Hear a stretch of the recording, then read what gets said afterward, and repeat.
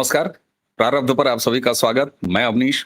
हमारे साथ हैं सुमित जैन जी। दर्शकों, इससे पहले कि हम सुमित जैन जी का स्वागत करें, चैनल को आपने सब्सक्राइब कर रखा है, वीडियोस को लाइक जरूर किया कीजिए और इसे शेयर करिए। बेल आइकन दबाएंगे तो प्रारब्ध के किसी भी वीडियो की सबसे पहले सूचना आप तक जाएगी। सुमित जी, बहुत बहुत स्वागत। नमस्कार। सर नमस्कार। जय सिया राम। नमस्कार। एक शेर याद आ रहा है और मैं उसे जरा बिगाड़ रहा हूं। बदले बदले से सरकार नजर आते हैं, बदले बदले से मेरे सरकार नजर आते हैं, अब तो ये और खतरनाक नजर आते हैं।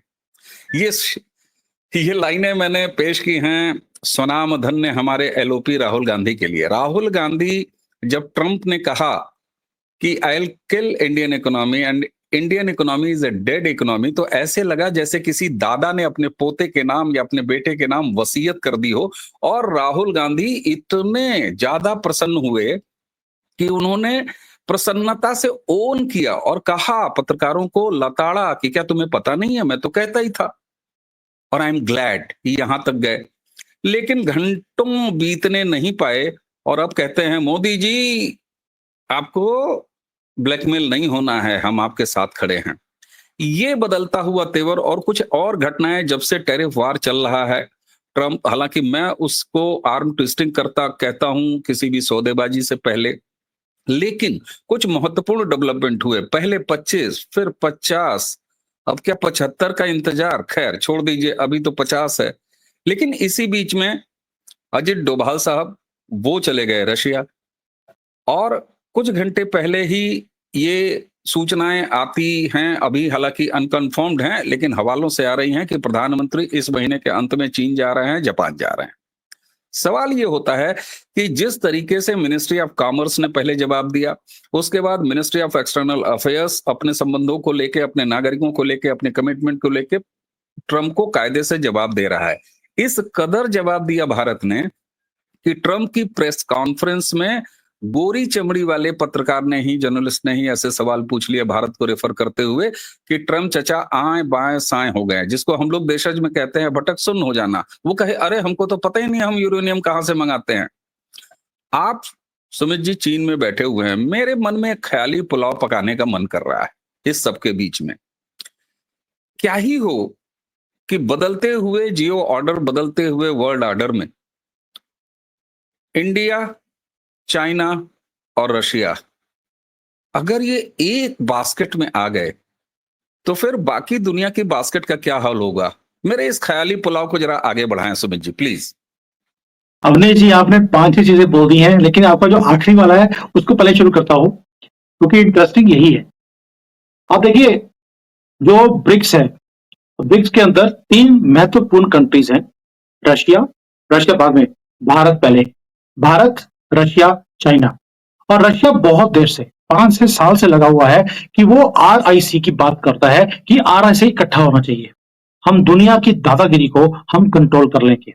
मैं बोलता हूं RIC नहीं चाहिए, हमें BRC चाहिए। भारत पहले, रशिया बीच में, चाइना बाद में। अब मैं क्यों बोलता हूं, ये जो 3 कंट्रीज हैं, ये तीनों कंट्रीज 35% दुनिया का जो ग्लोबल ट्रेड है उसको कंट्रोल करती हैं। अगर ब्राजील भी हमारे साथ आता है, मैं साउथ अफ्रीका की बात नहीं कर रहा, क्योंकि साउथ अफ्रीका बिल्कुल साइलेंट है, वो ना हाँ में, ना में, ना पॉजिटिव ना नेगेटिव, वो बिल्कुल डोमिनेंट है। लेकिन अगर ये 4 कंट्रीज, साथ में ब्राजील भी जोड़ लिए बने, क्योंकि 36 का आंकड़ा है अभी अमेरिका के साथ, और उनकी प्रॉब्लम्स और हमारी प्रॉब्लम्स ऑलमोस्ट सेम है। अगर ये 4 कंट्रीज ब्रिक्स की इकट्ठी होती है, अमेरिकन हेजीमोनी को आप तोड़ सकते हैं। और हमने क्या बोला, हम आपस में ट्रेड करेंगे, आप जो बनाते हैं आप हमें बेचिए, जो हम बनाते हैं आपको खरीदना पड़ेगा। हम आपस में अगर ये सिस्टम शुरू कर लें तो हमें एक तो डॉलर पे काम करने की जरूरत नहीं है, हम रूबल, युआन और इंडियन रुपये में काम कर सकते हैं। जो आपके अंदर ये ख्याली पुलाव आ रहा है सर, वो पक चुका है, वो बन गया है। और मोदी जी, आपने बोला कि पता लगा है, हो सकता है कि मोदी जी चाइना है, मेरे पास कंफर्म न्यूज है 31 अगस्त को वो यहां आने वाले हैं। मैं लगा हुआ हूं कि वहां पर जो इंडियन डायस्पोरा को मिलने जाएंगे, वहां पर खड़ा हुआ आपको मैं दिखूंगा। और बताइए, और मेरी कोशिश है कि इस बार, मैं लास्ट टाइम भी जब मोदी जी यहाँ पर 2015-16 में आए थे, तब भी मैं उनके डायस्पोरा वाले प्रोग्राम में मैं गया था उनको मिलने के लिए। पर्सनली मिलने का मुझे मौका नहीं मिला, और उसके बाद जापान भी जाने वाले हैं। अब रीजन क्या है, वाई चाइना एंड जापान, उसके ऊपर बाद में आएंगे। लेकिन जो आपका बेसिक क्वेश्चन था, जो पुलाव आपने बनाया अपने दिमाग में कि अगर ये तीनों इकट्ठे हो गए तो होगा क्या, तब तांडव होगा साहब, तांडव होगा। तांडव होगा हमारी टर्म्स के ऊपर। क्यों? क्योंकि चाइना, रशिया, भारत तीनों अपने आप में सक्षम है। हम अपने लिए चीजें बनाते नहीं है, खुद कंज्यूम भी करते हैं। अमेरिका की प्रॉब्लम क्या है, अमेरिका कुछ प्रोड्यूस करता ही नहीं है। वो प्रोड्यूस करता है युद्ध, वो प्रोड्यूस करता है कि किसी कंट्री में गया, उस कंट्री को पूरा अपने कब्जे में कर लिया, और अगर कोई नहीं माना तो उसकी गवर्नमेंट को गिरवा दिया। उसका इंडिकेशन मोदी जी ने आज दिया भी है। बहुत सोचने की बात है। मोदी जी ने क्या बोला, हम झुकेंगे नहीं, भारत इज रेडी। और मुझे पर्सनली पर्सनली एक हैवी प्राइस पे करनी पड़ेगी, मैं उसके लिए भी तैयार हूं। What do you mean by heavy price? आपने किसी ने सोचा नहीं होगा कि किस प्राइस की बात कर रहे हैं। अमेरिकन प्रेसिडेंट या अमेरिकन डीप स्टेट के खिलाफ जिस कंट्री ने भी खड़े होकर अपनी सॉवरेनिटी को आगे रखा, झुकने से मना कर दिया, उसको हटा दिया गया। आप गद्दाफी ले लीजिए, आप सद्दाम हुसैन ले लीजिए, उसके बाद मोदी आया है जो आंखों में आंखें डाल के बोलता है मैं झुकूंगा नहीं, अपने कंट्री को आगे रखूंगा। और मोदी जी ने बोला मैं पर्सनल प्राइस पे करने को तैयार हूं। यहां तक बात पहुंच चुकी है कि मोदी जी को हटाने, आपको क्या लगता है, मोदी जी ने मंच के ऊपर सारी दुनिया के सामने बोला है मैं एक प्राइस पे करने को तैयार हूं, यानी कि इंटेलिजेंस की रिपोर्ट आ गई है इनके पास। He is the target now, देश के अंदर भी और देश के बाहर भी। तो आप समझिए कि कहां तक पहुंच गया। इसलिए ये क्यों हो रहा है, क्योंकि आपकी नजदीकियां चाइना से, रशिया से बढ़ गई हैं। आपने ट्रेड करना शुरू कर दिया, आपने डॉलर को रिमूव करना शुरू कर दिया है अपने ट्रेड में, इसलिए आपको टारगेट किया जा रहा है। भाई मुझे अच्छी बताइए, रशिया से तेल तो चाइना भी खरीद रहा है, भारत भी खरीद रहा है। चाइना को बोल दिया 90 दिन का मॉरेटोरियम पीरियड है आपके पास, आप 90 दिन आराम से खरीदो, उसके बाद देखेंगे, नेगोशिएट दोबारा करेंगे कि आप खरीद सकते हैं या नहीं खरीद सकते। हमें बोल दिया आज ही बंद करो वरना ट्रेड के सैंक्शन लग जाएंगे। आप समझते हैं क्यों? क्योंकि चाइना ने सरेंडर कर दिया। चाइना ने सरेंडर कर दिया तो उसकी ईगो को सेटिस्फाई कर दिया डोनाल्ड ट्रंप के, और उनको फ्री पास मिल गया। हमने बोला हम ना कभी झुके थे 1400 सालों में, ना कभी झुकेंगे। हम अपनी सॉवरेनिटी हमारे जेब में लेके चलते हैं, हम लोग झुकने वाले लोग नहीं है, इसलिए आपको टारगेट किया जा रहा है। और यहीं पर मास्टर स्ट्रोक आता है मोदी जी का कि हमने रशिया और चाइना दोनों को इकट्ठा कर हम बीआरसी बना रहे हैं, जहां पर अपनी करेंसीज में काम करेंगे, अपने प्रोड्यूस को उनको पास भेजेंगे और उनका हमारे पास आएगा। क्यों बोल रहा हूं, अभी अभी हमने चाइना की इन्वेस्टमेंट्स को अलाउ भी कर दिया है भारत के अंदर, वो उनकी कंपनीज भारत में इन्वेस्ट कर सकती हैं। यही तकलीफ है डोनाल्ड ट्रंप की। डोनाल्ड ट्रंप चाहते हैं कि सारी कंपनीज वो अमेरिका में इन्वेस्ट करें ताकि वहां पर तरक्की हो। भारत में चाइना आकर इन्वेस्टमेंट कर रहा है, ये कभी अमेरिका ने सोचा नहीं था। जब तक चाइना ने अनाउंस नहीं किया था कि वो भारत में इन्वेस्टमेंट करेगा और भारत अलाउ कर देगा, तब तक अमेरिका को भारत से कोई दिक्कत नहीं थी। जैसे ही चाइनीज कंपनीज हमारे पास आती हैं, पहला, और दूसरा आपको मालूम है मैं चाइना में रहता हूं, चाइना में पहली बार मैं मेक इन इंडिया प्रोडक्ट्स यहां पर आने शुरू हो गए। मैं आज ही यहां पर मार्केट में गया था सामान खरीदने के लिए ऑफिस के बाद। हिमालयन सॉल्ट, बेशक छोटी सी चीज लगती है आपको कि यार नमक ही तो है, तुम इतने खुश क्यों हो रहे हो, हिमालयन सॉल्ट यहां पर मिल रहा है। हमारा इंडिया का पेपर, मसाले यहां पर ऑलरेडी आने शुरू हो गए हैं, यानी कि चाइना ने अपनी मार्केट को पहली बार उन्होंने खोल दिया है भारत के प्रोडक्ट्स के लिए। और यही चीजें हैं जो अमेरिका को तंग कर रही हैं कि अगर चाइना की जरूरतों को भारत पूरा करेगा और भारत की जरूरत को चाइना पूरा करेगा, इन्वेस्टमेंट्स एक दूसरे की कंट्री में होनी शुरू हो जाएंगी। अमेरिका तो गए, और इसीलिए आपको सैंक्शन किया जा रहा है ताकि आप झुके। चाइना झुक गया, बाकी दुनिया के बाकी सारे कंट्री झुक गए, आप नहीं झुक रहे, इसलिए आपको टारगेट है। और मोदी जी जो चाइना आ रहे हैं उसके बाद जापान जा रहे हैं, उसका रीजन है ये एसोसिएशन। मोदी जी ने बोल दिया मैं झुकूंगा नहीं, तो ये एसोसिएशन रशिया, चाइना, इंडिया ये बन चुका है। अब बस इसके अंदर जो है चावल बन गए, अब इसको पुलाव में कन्वर्ट करना है, वो टाइम रह गया। उसके लिए जापान जा रहे हैं, उसको बाद में डिस्कस करेंगे जी। सुमित जी, ये मेरे ख्याली पुलाव को आपने कहा कि अरे साहब ये ख्याली पुलाव ऑलरेडी डाइनिंग टेबल पर सज चुका है, कुकर की सीटी निकल चुकी है, फ्लेवर बाहर आ रहे हैं और आपने उसको प्रूव कर दिया कि साहब हिमालयन साल्ट जो है आपके रहने वाली कंट्री यानी चाइना में पहुंच रहा है, मसाले पहुंच रहे हैं। सवाल ये होता है कि अभी भी मेरे जैसे बहुत सारे सामान्य समझ वाले लोगों को लगता यह है कि साहब देखिए कहीं भी कोई ट्रेड डील होती है, कहीं भी कोई इस तरह की सौदेबाजी होती है तो बार्गेनिंग होती है। हम सब्जी खरीदने भी जाते हैं तो ₹10 ₹8 फिर हम ठिठक जाते हैं, आगे बढ़ते हैं, दुकानदार कहता है नहीं, नहीं 7.5 दे दीजिए। इस तरह की बात चलती है। क्या ये सीरियसनेस जो ट्रम्प टैरिफ वाला मामला चल रहा है 25-25 से 50 और दुनिया भर के सैंक्शन और ये सारी चीजें, क्या ये आर्म ट्विस्टिंग से बात बिल्कुल अलग है? और अगर अलग है, तो ट्रम्प जिनका एक अच्छी केमिस्ट्री थी, हालाँकि ये बात भी सही है, हम लोगों ने कई बार डिस्कस किया है कि अगर हमारे लिए इंडिया फर्स्ट है, तो उनके लिए यूएस फर्स्ट है। ठीक है साहब। ऑपरेशन सिंदूर के बाद अचानक ये दूध फटता हुआ क्यों नज़र आया? जैसे होता है ना कि कौन-सा ऐसा नींबू का वो रस टपका, जो मामला खट्टा हुआ? ऑपरेशन सिंदूर क्या वो नींबू है? देखिए अवनी जी, बहुत ही इंपॉर्टेंट आपने पॉइंट उठाया। अब मैं लेके चलता हूं आपको ऑपरेशन सिंदूर में। जब हमने ऑपरेशन सिंदूर 7 तारीख को हमने शुरू किया, तब हमें जो इनके जो वाइस प्रेसिडेंट है जेडी वैंस, उन्होंने बोला, उनको पूछा गया कि भाई ये अब भारत का और पाकिस्तान का युद्ध शुरू हुआ है, तो उनका स्टेटमेंट था ये इनका पर्सनल मैटर है। भारत को तंग किया, पाकिस्तान ने अटैक किया है, अब भारत के पास राइट है अपने आप को डिफेंड करने का। ये उनकी ऑफिशियल स्टेटमेंट थी वाइस प्रेसिडेंट ऑफ अमेरिका की। 2 दिन के बाद लगातार कभी इनके फॉरेन मंत्री जो है, जिसको ये स्टेट डिपार्टमेंट बोलते हैं, मार्को रूबियो, उनका फोन आता है, जेडी वेंस का आता है, यहां तक कि डोनाल्ड ट्रंप भी लगे रहे मोदी जी को फोन करने के लिए। फोन नहीं उठाया गया और मोदी जी ने कंफर्म भी किया कि मुझे सबके फोन आ रहे थे, मैंने फोन नहीं उठाया क्योंकि मैं बिजी था मिलिट्री की ब्रीफिंग लेने में। फोन किसके लिए आ रहे थे? क्योंकि आपने जो काम किया है पाकिस्तान का, उनके जो एयर बेसिस पे अटैक करना शुरू कर दिया, जहां पर अमेरिकन एसेट्स पड़े हुए थे, आपने उनको तबाह किया है। वो न्यूक्लियर बॉम्ब किसी और के नहीं थे, हम सोचते रहे वो चाइना के थे। वो ना पाकिस्तान के थे, ना तुर्की के, ना चाइना के, वो अमेरिका के थे। जब आपने अमेरिकन एसेट्स को डिस्ट्रॉय किया पाकिस्तान में घुसकर, वो एसेट्स जो पाकिस्तान बोलता है कि हमारा कोई नुकसान हुआ नहीं है, लेकिन उनके नूर खान बेस जो है आज भी ऑपरेशनल नहीं है, उसके रिपेयर चल रही हैं इतने महीनों के बाद। हमने सुई धागा भेजा था उनको अपनी फटी हुई चीजों को सिलने के लिए, वो अब तक सिल नहीं पाए, धागा खत्म हो गया, इतनी फाड़ कर आए हम लोग। और इसीलिए जो अमेरिका है उसको दर्द हो रहा है कि पिछले 50 साल में उन्होंने आहिस्ता आहिस्ता ये एसेट्स को पाकिस्तान के अंदर डेवलप किया था, भारत को काउंटर करने के लिए और चाइना को चेक में रखने के लिए।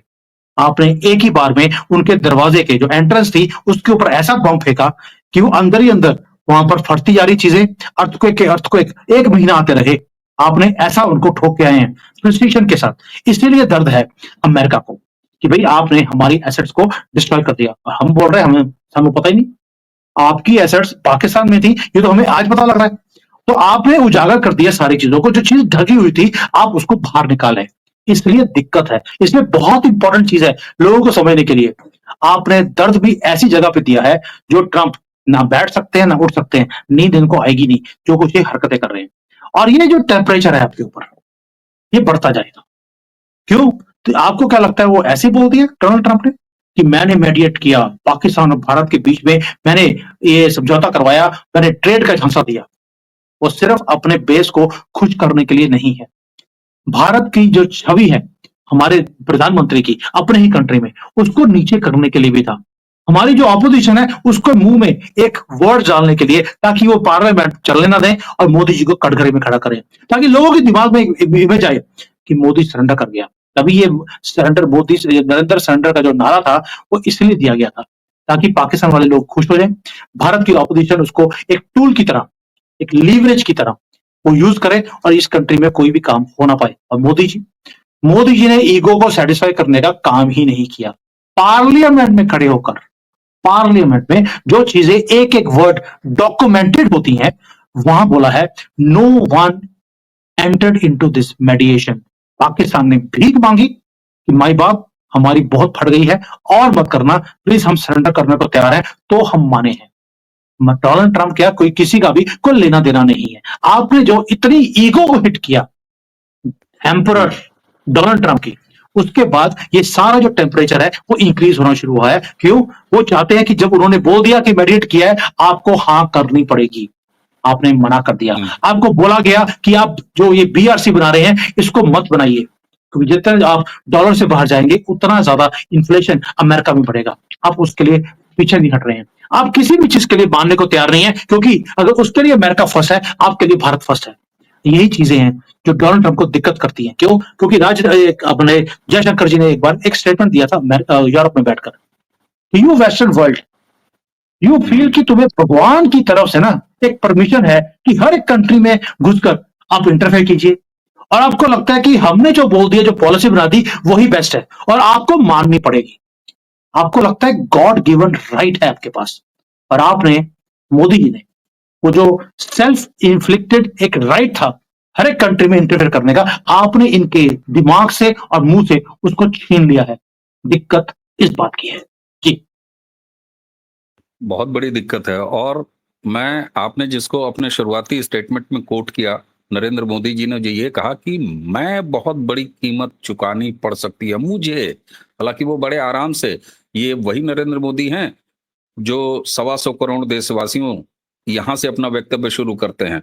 वो ये भी कह सकते थे कि भारत को बड़ी कीमत चुकानी पड़ सकती है, लेकिन वो सब कुछ अपने ऊपर कह रहे हैं। ये संकेत क्या इतने खतरनाक हैं? और क्या आपने गद्दाफी का दिया, आपने दुनिया भर के रेजिम चेंजेस का दिया, भारत क्या इतना हल्का है और नरेंद्र मोदी क्या इतने हल्के हैं कि अमेरिका ये भी एडवेंचर करने की कोशिश कर सकता है? और अगर कर सकता है तो वो किस तरीके से? क्योंकि बहुत गंभीर बात है और आपने बहुत बखूबी डिकोड किया। मैं उसको समझ पा रहा हूं कि उन्होंने मैं कहा है, वो हम कहने वाले व्यक्तित्व हैं। यस, अवनीश जी, उनके दो स्टेटमेंट्स आप दोनों को इकट्ठा देखेंगे और सेपरेट करके देखेंगे, आपको समझ आएगी। उन्होंने बोला भारत नहीं झुकेगा, पहली स्टेटमेंट, भारत नहीं झुकेगा। उन्होंने ये नहीं बोला मैं नहीं झुकूंगा। दूसरा उन्होंने एक और बात बोली, भारत इज रेडी। मैं रेडी नहीं बोला, भारत इज रेडी। दूसरी बात, यानी कि आपने भारत को के लिए कोई प्लान बनाया हुआ है कि भारत किस तरह से इस चीजों को हैंडल करेगा। उसका रीजन था कि मोदी जी ने ऑलरेडी चाइना, रशिया के साथ दोस्ती जोड़ ली। पिछले महीने अभी कहां जाकर आए हैं? अफ्रीका में और लैटिन अमेरिका में। वहां जाकर हमने ऐसे ऐसे एग्रीमेंट्स करे हैं, हमने ऑल्टरनेट मार्केट उनके लिए भी खोल दी और अपने लिए भी खोल दी। यानी कि आपको मालूम था कि ये सारे टैरिफ आपके ऊपर आने वाले हैं, अमेरिका की मार्केट आपके हाथ से निकलने वाली है, आपने उसका काउंटर कर लिया। Africa, Latin America, China, Russia, ये तो होगी आपकी तैयारी। यानी कि भारत रेडी है और भारत झुकेगा नहीं। ये दो बातें तो समझ आ गई। और इसके लिए मुझे हैवी प्राइस पे करनी पड़ेगी। कोई माई का लाल ऐसा नहीं है जो मोदी जी की गवर्नमेंट को गिरवा दे, वो नहीं होगा। तो और कौन सी प्राइस है जो मोदी जी को पर्सनली पे करनी पड़ेगी? वो ये है कि ये एडवेंचर करेंगे मोदी जी को टारगेट करने के लिए। और आज को समझना पड़ेगा कि एडवेंचर या मिस एडवेंचर करने के लिए आपको एक पागल चाहिए होता है, और भारत में 10 करोड़ इंपोर्टेड पागल हैं जो इलीगली कंट्री में आए हैं। वो हर रोज इसी ताक में है कि कब मोदी जी की गवर्नमेंट को गिरवाया जाए। आपको सिर्फ थोड़े से पैसे देने हैं, वो पागलपन के लिए रेडी हो जाएंगे। पैसे भी देने की जरूरत नहीं है, उनकी तो जिंदगी मरने के बाद शुरू होती है। और 20 करोड़ हमारे अपने भी हैं सर, जिसमें से एक पागल चाहिए आपको जो ये काम करेगा। आप समझिए, मोदी वर्सेस 30 करोड़ हमारे घर के अंदर, और जो बाकी का ये फोर्सेस बाहर बैठी हैं, जो बाहर बैठे बैठे ये सारे काम करवा सकते हैं, ये सब एक्टिवेट कर दिए जाएंगे। मोदी जी ने आपको इशारों में बता दिया है, मुझे पर्सनली बहुत हैवी प्राइस पे करनी पड़ेगी, लेकिन ये नहीं बोला कि मैं उसके लिए भी रेडी हूं।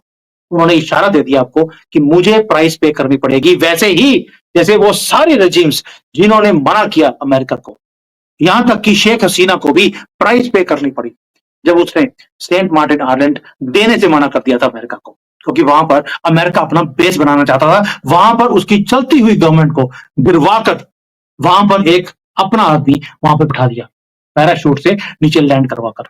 ये करता है अमेरिका का तरीका। इसलिए पर्सनली मोदी जी को बहुत बड़ी प्राइस पे करनी पड़ेगी। लेकिन अगर इस देश के लोग अभी भी समझे नहीं, अगर ये जातिवाद, ये नॉर्थ साउथ, ये नॉर्थ ईस्ट एंड कश्मीर, इस स्टेपों से बाहर निकल जाए, अब इकट्ठे होने का टाइम है। अब तो कांग्रेस का राहुल गांधी, यहां तक कि शशि थरूर, उन्होंने भी बोल दिया हम गवर्नमेंट के साथ खड़े हैं, हम भारत को झुकने नहीं देंगे। अगर राहुल गांधी जैसा आदमी भी पॉलिटिक्स को भूलकर मोदी जी के साथ और भारत के साथ खड़ा हो सकता है, अब हिंदुओं की बारी है।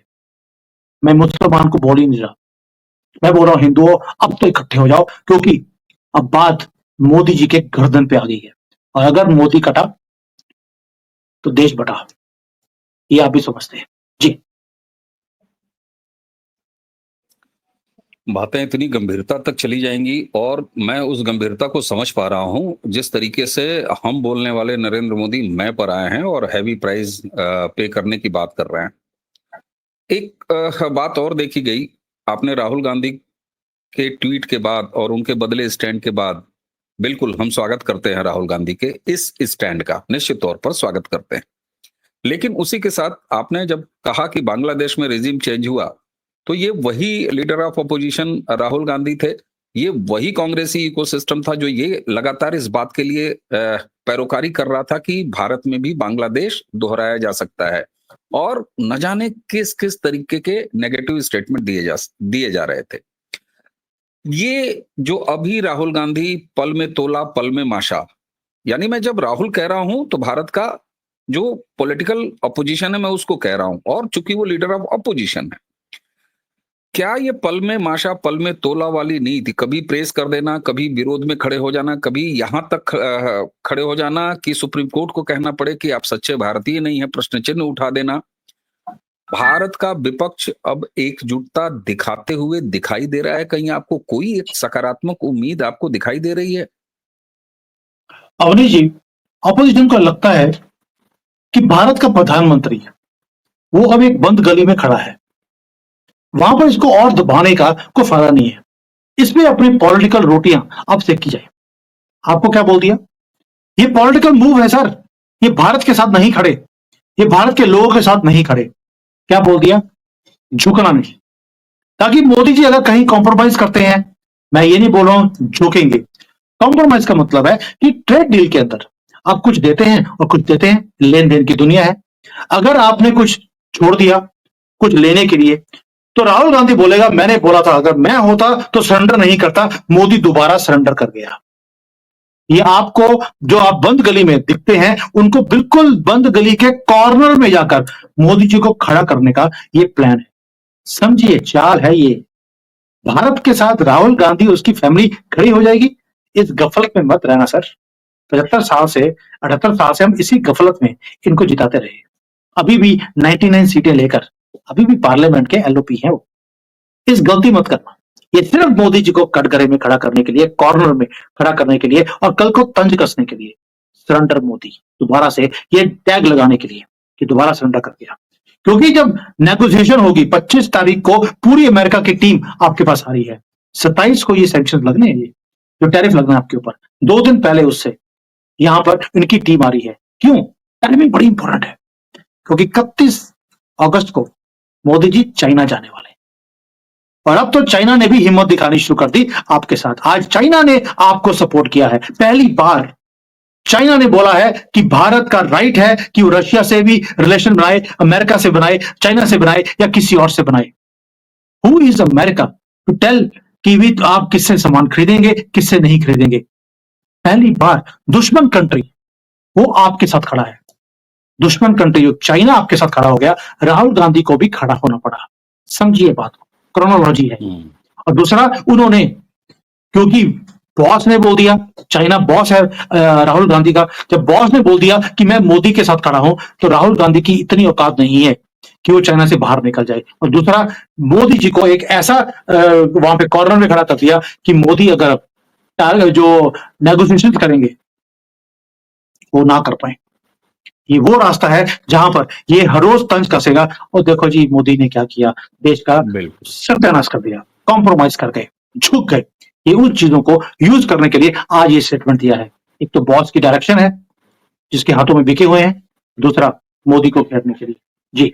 बिल्कुल सुमित जी, मैंने जानबूझ के ये प्रश्न आपके सामने रखा था इसलिए कि हम बहुत भावुक समाज हैं। राहुल ने एक ट्वीट कर दिया, अले ले ले अले ले ले, राहुल तो देश के साथ खड़ा है।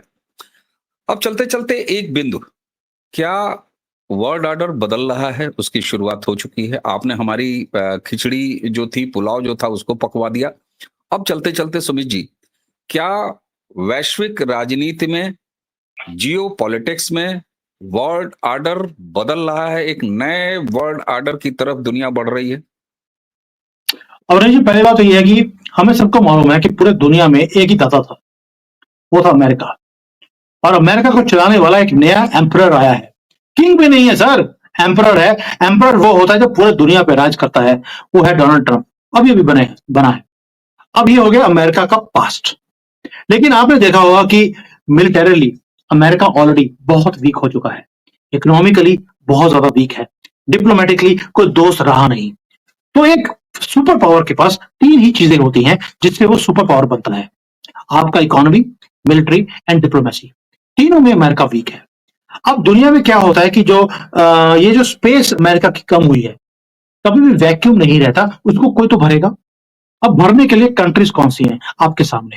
कोई चाइना है, भारत है, रशिया है, या एक आधा कोई और कंट्री होगा, यूरोप। वो थोड़ी सी स्पेस ले सकता है, लेकिन यूरोप की अपनी खुद की बहुत प्रॉब्लम्स है, हम हर रोज देखते हैं। चाइना ऑलरेडी डिक्लाइनिंग पावर है, मिलिटरली अपने आप को इंक्रीज कर रहा है, लेकिन डिप्लोमेटिकली ये जीरो है। इनका कोई भी दोस्त नहीं है। इकोनॉमिकली ये बहुत ज्यादा नीचे आ रहे हैं, यहां पर हर चीज बंद हो रही है। रशिया खुद सैंक्शंस के नीचे दबा हुआ है। तो ये जो स्पेस है जो अमेरिका छोड़ता जा रहा है या कम होती जा रही है, उसको भरेगा कौन? हर एक कंट्री थोड़ा थोड़ा पार्ट उसमें प्ले करेगी। कुछ स्पेस चाइना भरेगा, कुछ भारत भरेगा, कुछ यूरोप भरेगा, कुछ बाकी का, जैसे मोदी जी लैटिन अमेरिका को बोल रहे हैं, you are also a power. Africa को बोल दिया, मैं तुम्हारी रिस्पेक्ट करता हूं। ये आपको G20 की बजाय G21 बना दिया। हमने उनको रिस्पेक्ट दिया कि you need to have your own space. हम सबको बोल रहे हैं, आप सब अपनी अपनी स्पेस को क्रिएट कीजिए।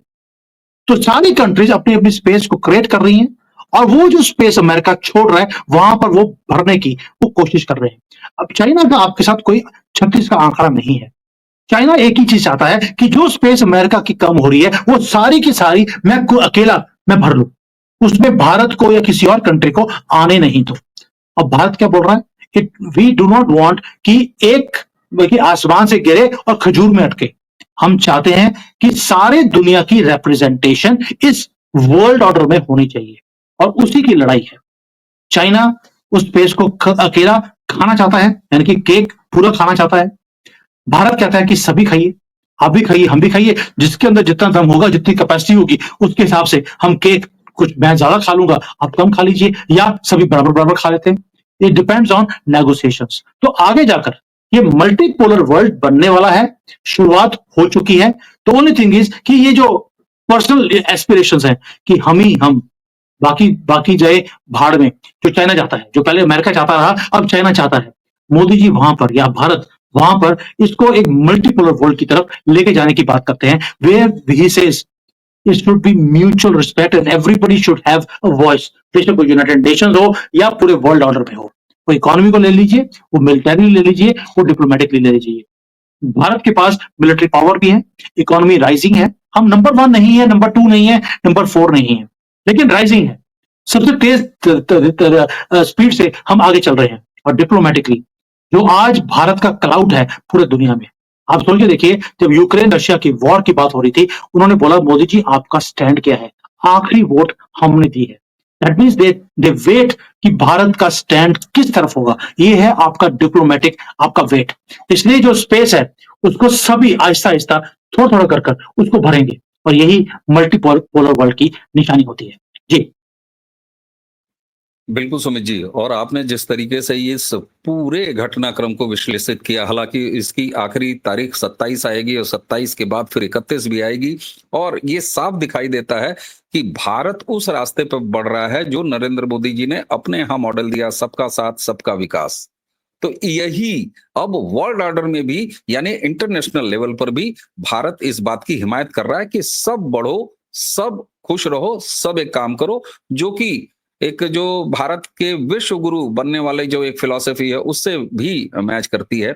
लेकिन दर्शकों, उसी के साथ ये डिकोड करने वाली बात है जब नरेंद्र मोदी जी जो हमेशा 125 करोड़, 150 करोड़, 140 करोड़ देशवासियों बोलते हैं, और जब वो मैं पर आते हैं तो ये हमारे लिए गंभीर है, बेहद गंभीर स्थिति है। निश्चित तौर पर हम ये कतई नहीं मान के चल सकते कि ये बहुत सहज है, आर्म ट्विस्टिंग है, बल्कि मैं अब उस अपनी समझ से बाहर आ रहा हूं। हाँ, ये एक सभ्यता के तौर पर, एक समाज के तौर पर सुमित जी ने सारे नाम खुल के बताए, उसके तौर पर अब हमें एक साथ खड़े रहने की जरूरत है। बटोगे तो कटोगे, एक रहोगे तो सेफ रहोगे, यही मूल मंत्र है भारत का। और निश्चित तौर पर हम आगे कैसे करेंगे ये आगे आने वाले दिन हमें बताते जाएंगे, भारत के भीतर भी, भारत के बाहर भी। सुमित जी, आपने हमें समय दिया, आपका बहुत बहुत धन्यवाद। इतने गंभीर विषय को इतने अच्छे ढंग से विश्लेषित किया। हमें उम्मीद है कि हमारे दर्शकों को ये बातचीत बहुत पसंद आएगी। दर्शकों, आपने चैनल सब्सक्राइब कर रखा है, एक बार फिर हाथ जोड़ के विनती, चैनल के वीडियोस को लाइक जरूर कीजिए, इन्हें फॉरवर्ड कीजिए, बेल आइकॉन वाला निवेदन भी आपके साथ है। तो आज की चर्चा अब यहीं समाप्त करेंगे। सुमित जी, आपको बहुत बहुत धन्यवाद। दर्शकों, इसी के साथ मुझे और सुमित जी दोनों को आज्ञा दीजिए। नमस्कार। नमस्कार।